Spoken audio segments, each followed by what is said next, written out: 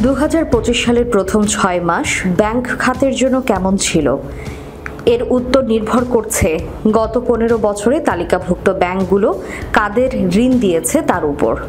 2025 সালের জানুয়ারি থেকে জুনের মধ্যে কম মাত্রার খেলাপি ঋণ এবং ট্রেজারি বন্ড থেকে উল্লেখযোগ্য এবং নিরাপদ মুনাফা নিয়ে 6টি তালিকাভুক্ত বাণিজ্যিক ব্যাংক রেকর্ড মুনাফা করেছে। একই সময়ে 5টি ব্যাংক সম্মিলিতভাবে 6,000 কোটি টাকার লোকসানে পড়েছে। 2024 সালের রাজনৈতিক পট পরিবর্তনের পর তাদের মন্দ ঋণের প্রকৃত তথ্য প্রকাশ পেলে এই পরিস্থিতির উদ্ভব হয়।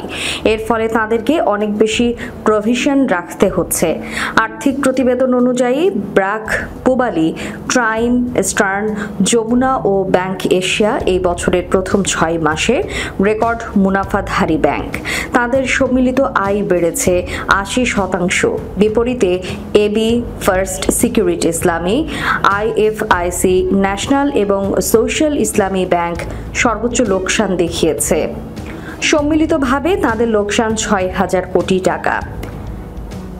ঢাকা বিশ্ববিদ্যালয়ের ব্যাংকিং এবং বীমা বিভাগের অধ্যাপক মোহাম্মদ মাইনুদ্দিন বলেছেন, খেলাপি ঋণই এটা নির্ধারণ করে দিয়েছে। তিনি বলেন, যদি কোনো ব্যাংকের খেলাপি ঋণ বেশি থাকে তাহলে সুদ থেকে তাদের আয় হয় না। ওই খেলাপি ঋণের জন্য উল্টো তাদের লাভ থেকে প্রভিশন রাখতে হয়, ফলে সেটা সরাসরি মুনাফা কমিয়ে ফেলে। তিনি আরও বলেন, যেসব ব্যাংকের খেলাপি ঋণ কম তারা ট্রেজারি বন্ডে বেশি বিনিয়োগ করতে পেরেছে। সম্প্রতি ট্রেজারি বন্ডে উচ্চ হারে সুদ দিয়েছে। এই আয় ঝুঁকিমুক্ত এবং সম্পূর্ণ সুরক্ষিত। এর জন্য কোনো প্রভিশনও রাখতে হয়নি, ফলে ওই ব্যাংকগুলোর মুনাফা বেড়েছে। তালিকাভুক্ত ব্যাংকগুলোর মধ্যে ব্র্যাক ব্যাংক সর্বোচ্চ 708 কোটি টাকার মুনাফা করেছে। এরপর পুবালি ব্যাংক 578 কোটি, ট্রাইম ব্যাংক 415 কোটি এবং যমুনা ব্যাংক ও স্টার্ন ব্যাংকও 300 কোটি টাকার বেশি মুনাফা করেছে। 2025 সালের প্রথমার্ধে মুনাফা করা অন্যান্য ব্যাংকের মধ্যে রয়েছে city bank, bank Asia, Dhaka bank, mercantile bank, Shahjalal ইসলামী ব্যাংক এবং সাউথ ইস্ট ব্যাংক।